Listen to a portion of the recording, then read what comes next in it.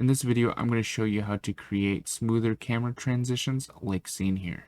Okay, so to do this, the first thing you're going to want to do is you're going to want to open up your character blueprint and go to the camera boom. Once that's done, go to details and type in lag. There's going to be a couple options here that we can do to make the lagging of the camera and make this transition a little bit more smoother. First thing we can do is we can enable the camera lag. And if we just leave it at 10 real quick, what I can do is I can show you that the camera speed is just a little bit better, but not really much has changed. So if we come back through and we decrease the speed, we get a more smoother transition. So if I run forward, you can see that our camera zooms out, and if I stop, our camera slowly zooms back in.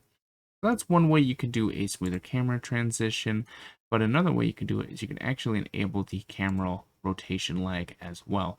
The same concept applies. If we leave it at 10, I'm just kind of running around and I turn it sideways and etc. It's a little bit more smooth, but depending on what type of game you're going for and what you're doing, you might want to decrease this as well. And if we come back in one final time and I'm just kind of like spinning around my character here like such, the camera transition is definitely a lot more smoother.